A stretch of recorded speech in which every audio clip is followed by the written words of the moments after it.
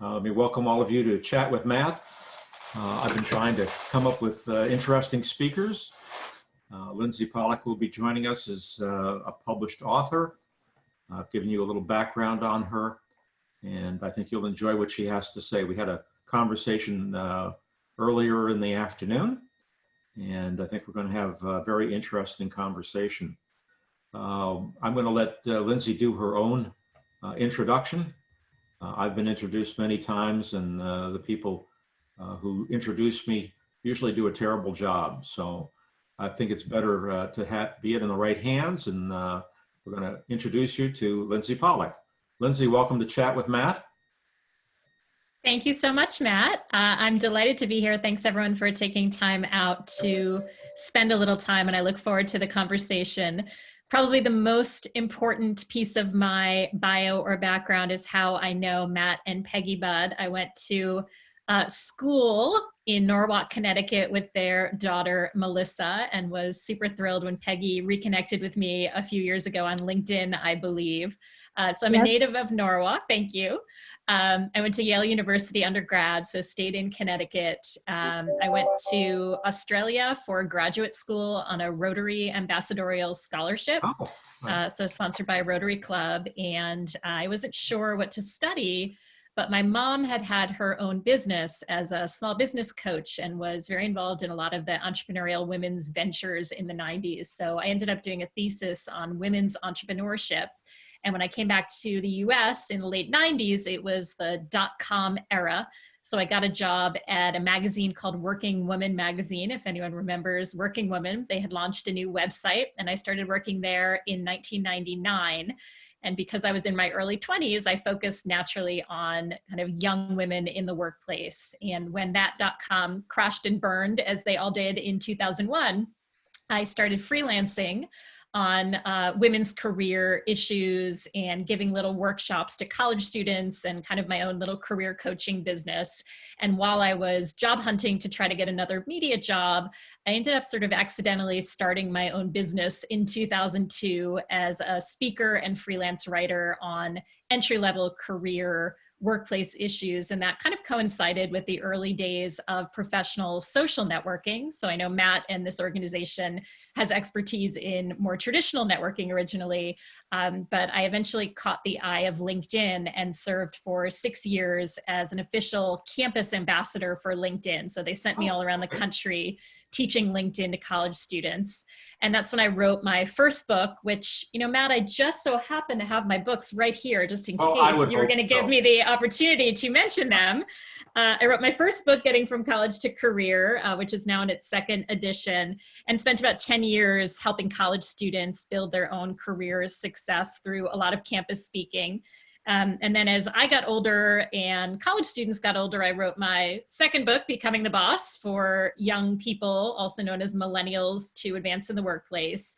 And again, I kept getting older and millennials kept getting older. And what started to really interest me kind of leads into my work today, which is managing the multi-generational workplace. So aging baby boomers, young millennials coming in. I identify as a Gen Xer in my latest book. And I think our topic today, although I'm happy to talk about anything, is the remix, How to Lead and Succeed in the Multi-Generational Workplace. So what really interests me, what I study through my podcast and speaking and writing, is really how do all of us get along better from entry level all the way through the senior ranks, learn from each other, and really succeed as individuals and in organizations through generational diversity. So a lot of that is being explored wildly in the current scenario, but I'd love to talk about any of those topics. So thanks again for having me. Well, as I discussed with you earlier, I'm 73 now, and I'm the leading edge of the baby boomers. And I was going through your book this morning, and I noticed that the millennials, the leading edge of the millennials, they're now 39 years old. That was a real shocker. And I think, again, as we discussed earlier this afternoon, we have Peggy and I have a 3-generation house. And it's always interesting. So now we've got, I guess, a 5-generation workplace. And there's so many opportunities for people not to be communicating on the same level. I think that's the real challenge. And in our world, one of the issues I hope we'll discuss is the baby boomers interviewing with millennials. So start anywhere. I know the mix in the workplace is one of your passions and the subject of your book. So why don't you start us off on what prompted you to write it? Yeah, so originally, as I said, I had started with the entry level. I think when millennials came into the workplace, millennials are defined by the Pew Research Center as being born between 1981 and 1996. So as you said, they're on the verge of turning 40.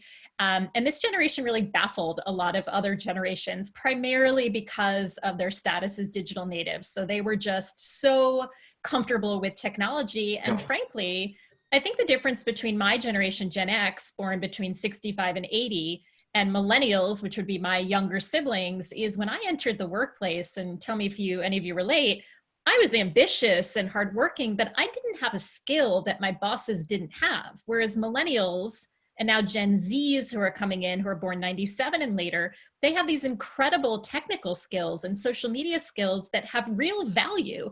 It's a joke now that, your 7-year-old grandson is better at working on the computer than you are, but that wasn't the case for other generations. That's a relatively new phenomenon. So companies really had an interest in bringing on millennials. So I really specialized in that market. And what happened, as you said, is people started to be baffled. Oh my gosh, millennials aren't young anymore. They're middle managers. They're running for president. Pete Buttigieg was the first millennial to run for president. They're growing up. And so what interested me is we have people working longer and later into their lives. There are more Americans over the age of 85 working than ever before. We're an aging workplace. Sure. People are living longer, but younger generations are still coming in. So what do you do, to your point, Matt, when you have someone 30 years younger than you interviewing you, or someone 40 years older than you working next to you? This kind of never happened before. And so those dynamics, I think, are essential to any workplace. And with the unemployment now and people's need to find jobs and hire talent, I think it's going to get shaken up even more. Yeah, some of the baby boomers are even technically proficient, and I would think that's a scary thought for the millennials. No, they love it. My favorite phrase. Really? I was doing a focus group with young people, and they said their ideal colleague or manager in particular is what they say is a dad with an iPad, or a mom or dad with an iPad, which is you're parental and a mentor and really experienced and smart, but you're also really good with technology. And so that combo is sort of unbeatable in the mind of a young person. Oh, that's so nice. That's good to hear. Yeah. The millennials have always been, I think one of the things that always comes to my mind is this whole thing where the millennials, everybody got a trophy.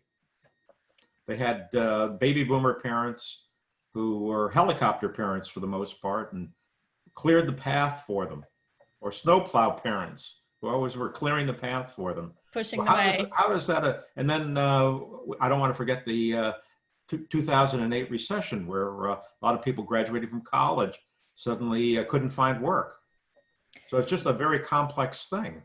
Yeah, I would even go beyond the parenting. I think it's important. Why don't you start with the parenting thing? I'll start with the parent. Were you a snowplow parent, Matt and Peggy? Course, did you snowplow us? Okay, well, so everybody did. It was the trend. Lindsay, if I can interrupt you, when we were growing up, Peggy and I knew we had friends who had 10 siblings. I mean, that's crazy now, right? So when parents only have 2, it's a different mindset. You have to protect your 2. When you have 10, you can have one of them go bad, or 2 of them go bad. Well, my mom had 2 sisters. My mom had 2 sisters, and she said, I'm just glad if my dad knew which one was me. Forget about helicopter parenting. Right. It was just being identified. So it's definitely true. Parents were more involved, but you can't really blame the millennials for that, right? You don't choose how you're parented. And I think, if you look at the education system, particularly in public, K through 12, there was also a smaller student-teacher ratio. Children grew up with more adults in their lives and paying attention to them in every way, not just the parents. So yes, parents are partly responsible, but coaches and teachers and tutors, particularly for those in middle class or upper middle class. But I had a millennial say something to me that was so powerful about the trophy thing. Yeah. He said, we didn't give ourselves the participation trophies. Adults kept giving them to us, right? So they didn't ask for this. they were told, hey, show up and that's good enough. And so a lot of millennials are kind of ashamed or embarrassed by that. And I don't think the problem is a trophy. If you win the race, get a trophy. The problem is a trophy for participating and showing up.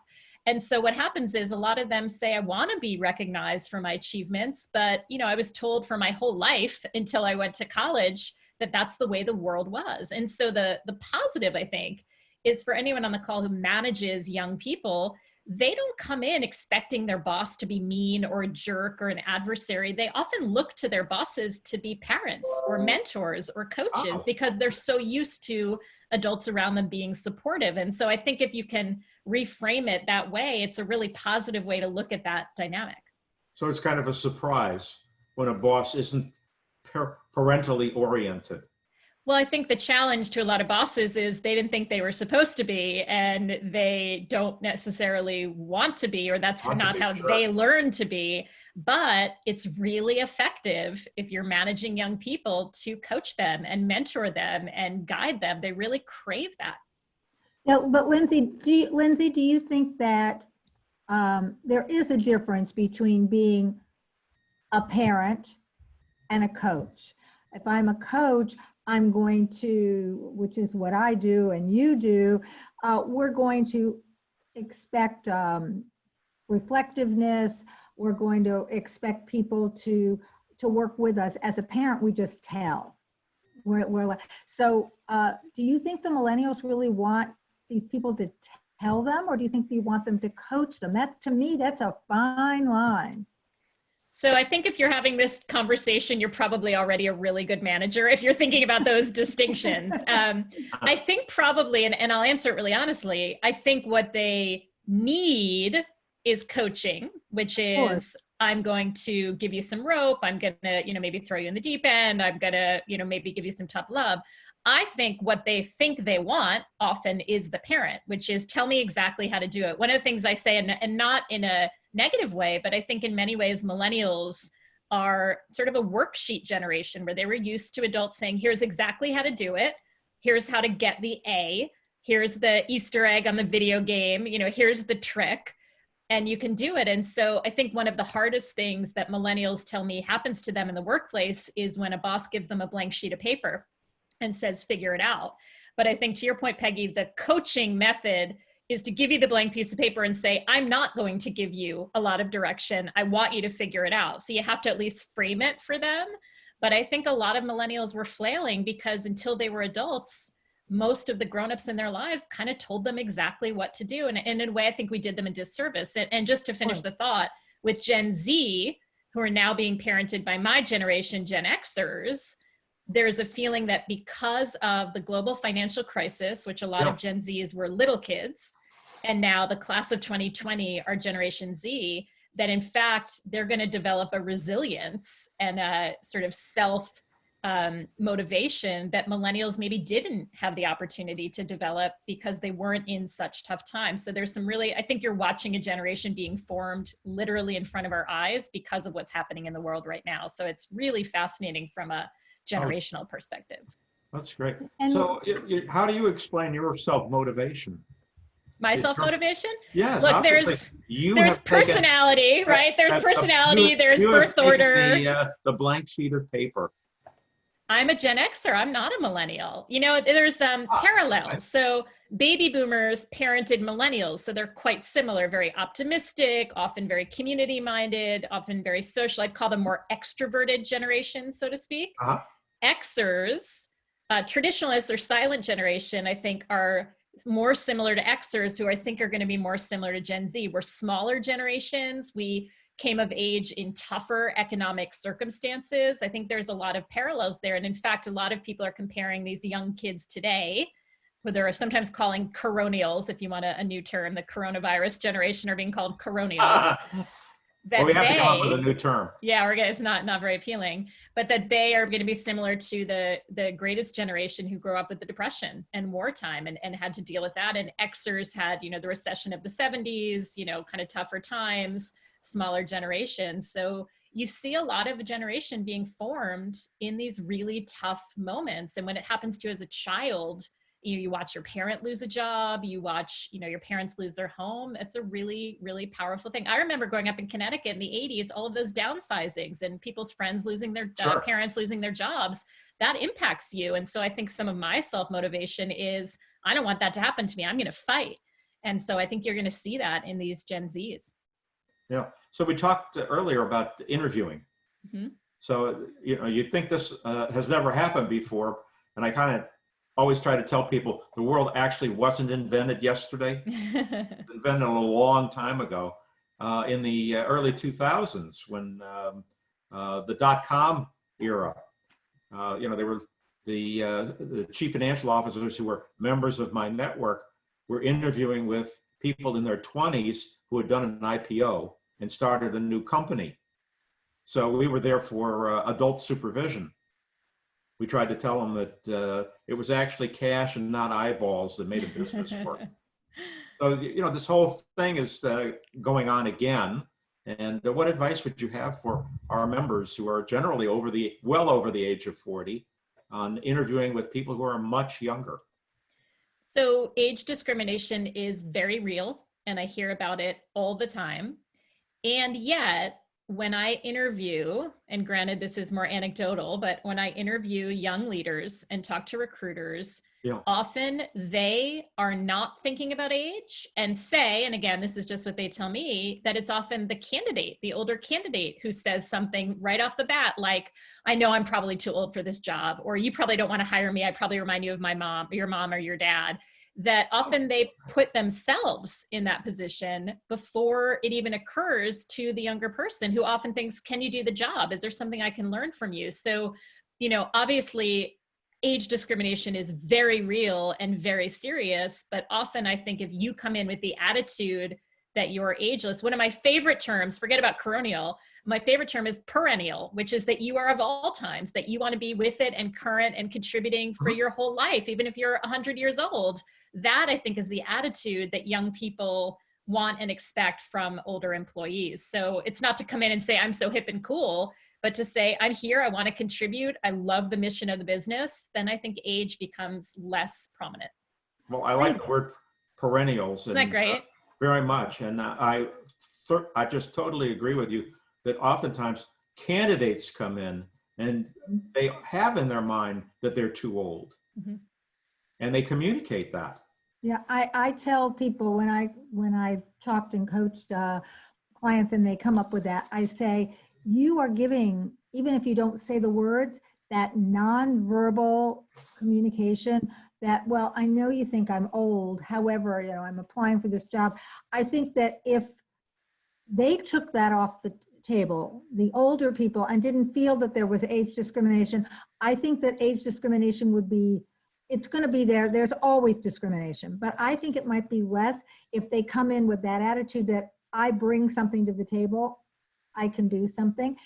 With that, on that thread, how do you see, now that we're working in a remote world and that the older generation who might have been reluctant to even a Zoom, or definitely using Google Docs and some of the things that are now the leaders are saying, this is how we do business. Have you seen a change, and do you think that there's more of a meshing of the communication divide than prior to Corona? What is your opinion?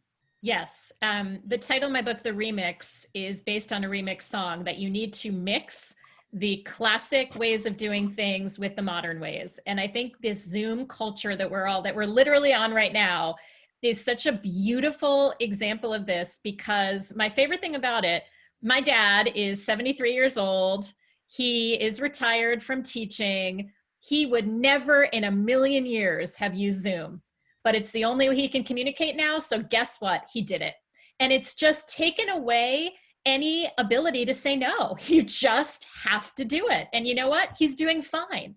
And what I'm finding is young people love to be the experts and say, let me help you with that. I would love to help you. Hey, if you move your camera this way, it's really helpful. They love that. And where I think the mix is happening is young people are craving the experience that older professionals have had going through tough times. If you have never been through a recession, or a layoff or uncertainty, I Uh-huh. find them just saying, what's it like? How did you do it in 2008? How did you do it in 2001? How did you handle it? I think when you have the technology coming from one side and the experience coming from the other, this moment is so perfectly made for those cross-generational relationships. I see that a lot. You know, so, everybody is obsessed with their phones these days. We kind of identify it with younger people, but even the older generation, I see there's really no difference. I think the mix in the workplace and the technology issues, the technology itself, I think, changes people. The whole looking at your phone all the time, everybody does it, even older people. We criticize the younger people for doing it, but we're doing it too. How does that play with the millennials? I think you're absolutely right.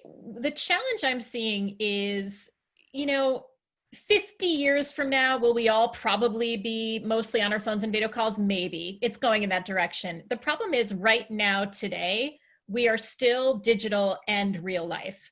So it's easier to teach a 95-year-old how to use an iPhone than it is to teach a 10-year-old how to talk face to face. And I think what's being lost, I think what's being lost is, if we were all on devices all day long, literally the young people would be fine. But the reality is you still have to interview for a job in person and make a good impression. You still have to greet a client at the door of your business location and form a relationship.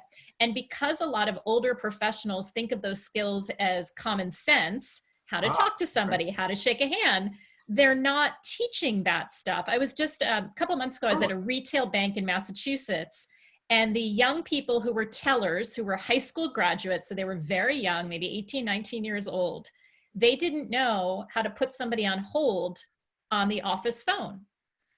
And they said, well, nobody ever taught me how to do that. Why would I know how to, I don't, you don't know what you don't know. And it reminded me of this Voltaire quotation that Matt, you and I talked about. That's my favorite. Yeah. Common sense is not so common. It is not common sense how to answer a phone, how to put somebody on hold. And so if we want young people to do those things, we have to teach it. But instead we just say they're on their phones all the time, but we don't sort of counteract that with the skills they need to be able to talk in person.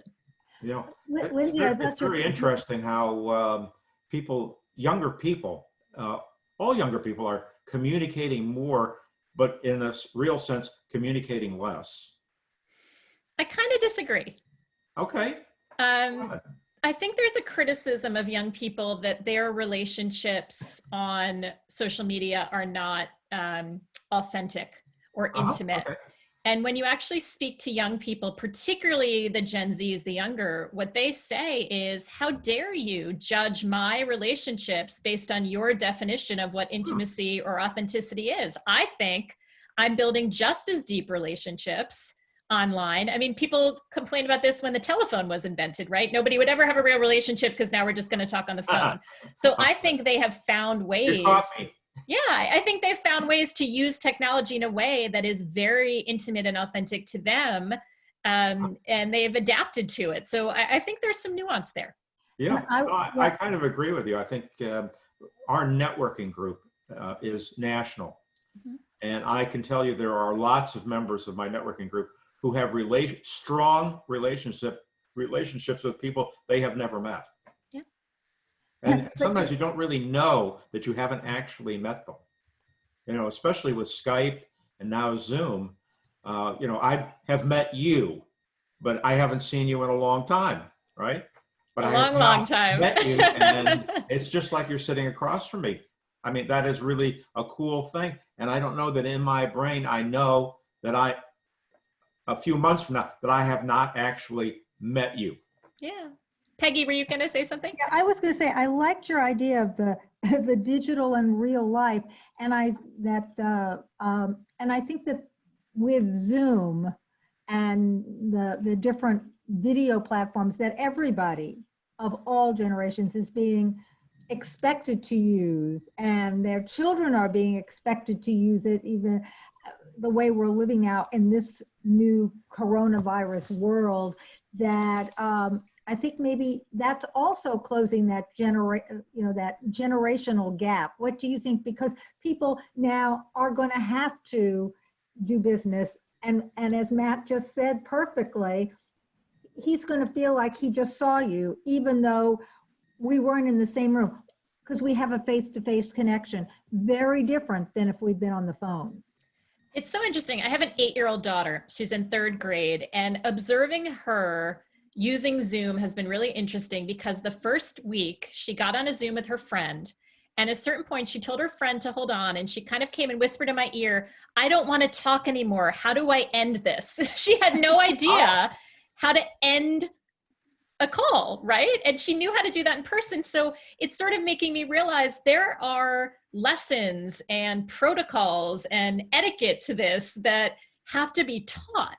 And so I think even something like running an inclusive meeting. So I'm very conscious that, the loudest voice kind of wins on Zoom a lot of times, right? And if you don't call on people or include people, they can't really, get into the conversation. So I think there are going to be new lessons. And interestingly, I did a project. I was interviewing companies about how they're handling this with interns. So they're college students who are just coming in. Yeah. And one of them said they provided a handbook to managers with very, very tactical tips to make sure that every intern got a chance to speak, that every intern got one-on-one time with the boss. And all I could think was, wow, we should have that in non-COVID times too. Why are we only thinking of this now? And so I think the more deliberate we are in bringing young people on and telling them this is how you are expected to communicate, this is the protocol, I think almost we're backing into it because of Zoom, when actually that's probably a best practice in all times. Sure. I think that's true that even in face-to-face meetings where you have a lot of people in the room, the leader of the meeting has to make sure that everybody gets a chance to speak. And it's very hard to do. Exactly Even right. Face-to-face meeting. Now we're in Zoom. The loudest voice in the room is a in-person meeting thing too. So I actually heard that introverts. Peggy tells me in your book that you have something about most generations actually want the same things. Perhaps you should elaborate on that. Absolutely. Connection, purpose, mission, training and development, mentoring. We all want the same stuff. I think that, like, the example I give is, we talked earlier that millennials want coaching from their leaders. They want advice and guidance and mentoring. Mhm. I wanted those things when I entered the workplace in the 1990s, but my boss just didn't give it. And I didn't have Glassdoor or Twitter or Yelp to complain about it. We just kind of took it. So I think in some ways, millennials and now Gen Zs are asking loudly for things that all of us always wanted: more feedback, to be included on decisions, more transparent leadership. I would have loved more work-life balance. I would have loved that, but it just wasn't a thing in the 90s for young people to get that. And now they have a voice and a platform and skills. And so they're able to do that. But I've never heard a millennial ask for something that I thought was outrageous. It's a myth that they want ping pong tables and bean bags and nap pods. They want mission and purpose and coaching and to make a living and to spend time with their families. I don't think the humanness changes, but I think the level of ability to ask for those things and think you're going to get them has totally changed. You should just know, at the beginning of my career, this whole work-life balance, nobody actually knew about it.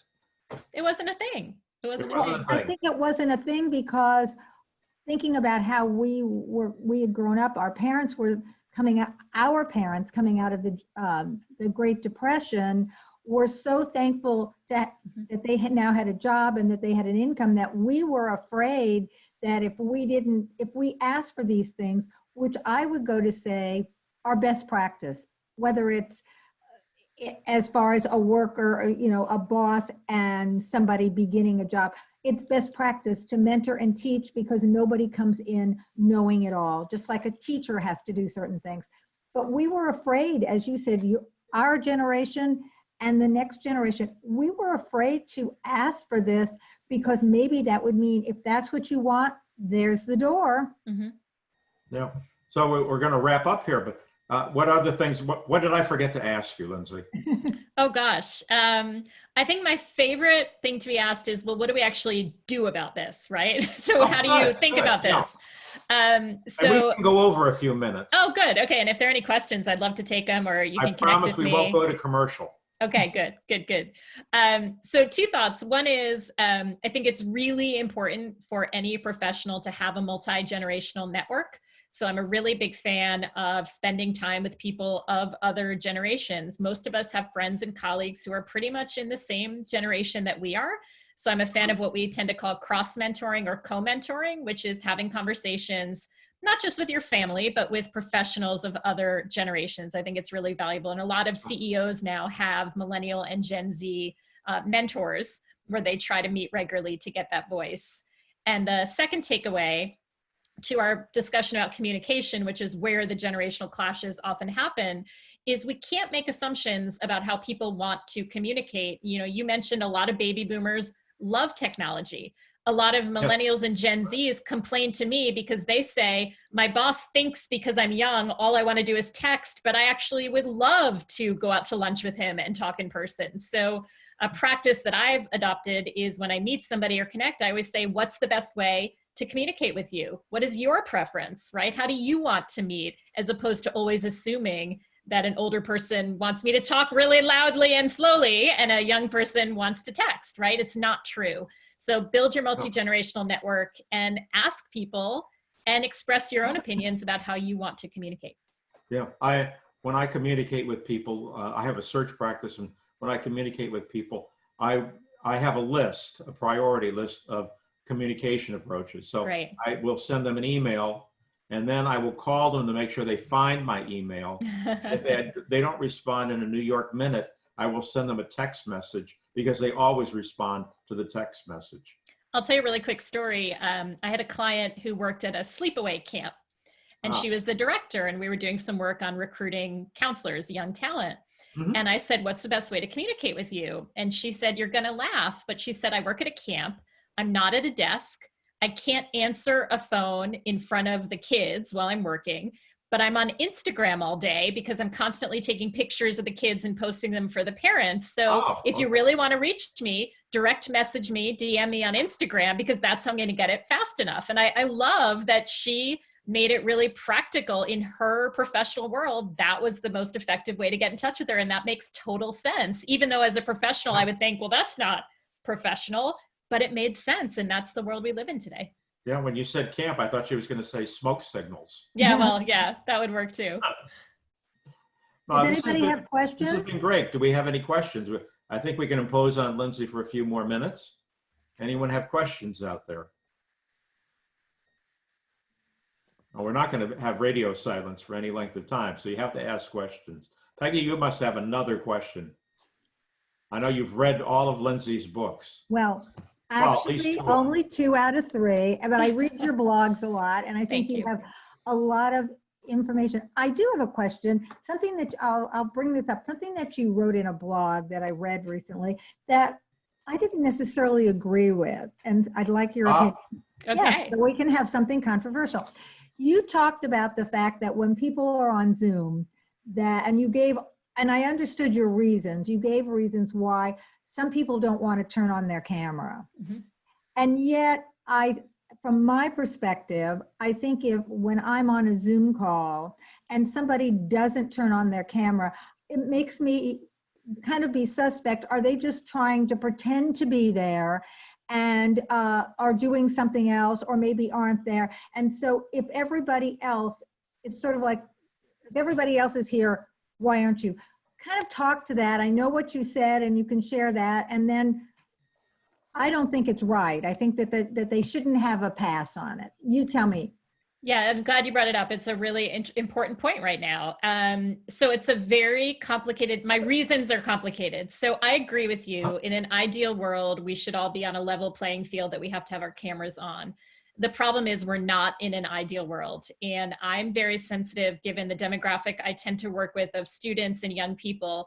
Many are living at home with their parents, or in apartments that they are embarrassed to show their coworkers, or have yelling family members around them, and are not in an environment that they want their professional colleagues to see them in. And so I think when there is a reason, and you don't have to pry, where someone says, I just don't feel that showing my video would be appropriate for our professional situation. I think there are sometimes some reasons like that. One of the ways to mitigate that I think is really smart is sort of the idea of school uniforms, which is often a playing field leveler. Yes, right. Economically. Some companies now are giving virtual Zoom backgrounds to everyone in their organization to say, I don't care if you're in the Hamptons or Palm Beach with a beautiful, gorgeous background that you want to show off, or if you're in a tight apartment with 10 people in it, everybody's going to use the virtual background because we are all equals here, and your background should not impact how you are showing up on this call. So I think we like the, I'm in a rental house and I've been finding this country paraphernalia. I think it's a lantern to sort of make it look like I'm in the country, but that's kind of fun and gives you stuff to talk about. And people have been commenting on the books in the backgrounds, but that's unfair to some people. So I think one way to mitigate that, Peggy, is to say, here's a background. Everybody has the same thing. I think that's good. I just thought of a question, if you have a few more minutes. Sure. One of the things I talk about with the people that I talk to, we have a multi-generational house, is being in the moment. Everybody's so distracted by all their electronic toys. And I try to explain to people, one of the things I did when I was starting to work and when I was chief financial officer was anyone who came into my office, I would always stop what I was doing and talk to them. And that's what I call being in the moment. So perhaps you could talk about the generations and how they deal with that differently. I love that. And I think rules and protocols are great. There was a really popular thing on college campuses that everybody had to put their phone in the middle of the table, right, during meals, so that nobody would do it. Whoever took their phone first had to pay for the meal, so there's Good little policy. games you can play. No accountant would pick up their phone first. Yeah, right. Yeah, there you go. This is a financial group. I would say, and this is just me being really honest, I think I'm much worse about using my phone than a lot of the young people I know. I think we have to hold ourselves accountable. How often are you looking at your phone? Sounds like you're not in your home, but I think many of us do it in front of our kids. They see us on our phones all day, and we're kind of setting that tone. So I think it's sort of a case of be the change you want to see in the world. When you talk to someone and you put your phone down, they're more likely to do the same. So I've tried to be more conscious. And a lot of people say one of the best outcomes of this terrible, horrible situation we're in is that people are spending more time at the dinner table and talking to loved ones and putting their phones down. So maybe we can learn a little bit from that. But I God think knows we're all we have responsible. nothing else to do. Netflix. Oh, okay, Netflix. Instead of talking to people. Well, I actually heard the Netflix numbers were going down because you just can't watch more than 24 hours a day. So eventually they have to kind of peak and then go down because you just physically can't watch. So we'll see how it goes. You got to change to Amazon. Oh, there you go. Okay, good. Last call for questions. Anybody? All right. So. Yep. I've got one, Matt, real quick. Okay, please. Yeah. Lindsay, what, it's a little off of the topic a little bit, but the multi-generational and the people that I've managed in the past, the attire to work when we could go to work, I really saw some differences there in the maybe not always suits and ties, which very few people ask for anymore, but just almost a lack of effort, or sometimes to me it looked like lack of pride in how they would dress for a day of work as an accountant, as a professional manager or supervisor. Easy. Do you ever come across anything like that? Not only do I come across it, but I come across it at some of the top law firms and financial services firms in the country. I'm astonished at how often I hear that come up. So thank you for addressing it. I'm pretty open-minded about change in the workplace for different generations, but you can still have rules and protocols that you stick to. And what I've seen is, number one, a lot of young people, and it sounds silly, but common sense is not so common, genuinely see that society is more casual, as you brought up, and they don't think it matters. And they say, well, nobody said anything to me, so I guess I can show up like this, right? So number one is, are you actually articulating this is what is appropriate to wear? And more importantly, I think it's really important to explain why. I think millennials, like everybody, don't want to be told because I said so, or because this is work and I think that's what you should wear, and who do you think you are, you lazy kid? But I was working with a firm that actually had suits and ties still. They're one of the very few firms that still require it. And they had no problem enforcing it. And I said, wow, you know, I get this question a lot. Why don't you? And they said, because during orientation, when anyone new comes to the firm, they emphasize to them that we are the best. We project excellence everywhere we go. And part of that is how we dress. And so when we walk into a room, we walk in with pride and our heads held high, and we are known for this. And here's a guide to where we recommend you shop. And here's ways to get it less expensive. And here's a, you know, and they make it something people are proud of and part of the mission and brand of the business. And so you can't say dress better because, but if you say, here's why it matters, then you can sort of rally people to that belief. Because in the absence of that, I think the feeling is, it doesn't matter if my work is good. So I think it's really about building the momentum around it. But I appreciate you bringing that up because I hear that more than you might think. Thank you. Thank you. For the question. All right, so we're over our time. We want to thank Lindsay. I'm going to take over the screen. I know they'd rather look at you than me, but I'm the star. I don't know. Anyway, so I want to thank all of you. I want to first thank Lindsay for participating in Chat with Matt. Our program has been to bring people with something to say. Lindsay has a lot of books, and I gave you information on how to reach out to Lindsay and ask about her, get copies of her books, all interesting reads. And I just want to thank her for being here today. So, and I want to thank all of you for joining us for Chat with Matt. So we're going to end. And again, I want to thank you so much. I learned something from every one of our speakers, and I've learned a tremendous amount from you today. So thank you. Have a great day, the rest of you and everybody. And we'll hopefully see you again tomorrow on Chat with Matt. We have a Navy SEAL who's going to be talking to us. I don't know what he's going to be talking about, but it should be interesting. So have a great evening, everyone, and thank you for joining Chat with Matt. Thank Bye-bye. you, Lindsay. Thank you. Bye. Thank you so much, everyone. Thanks.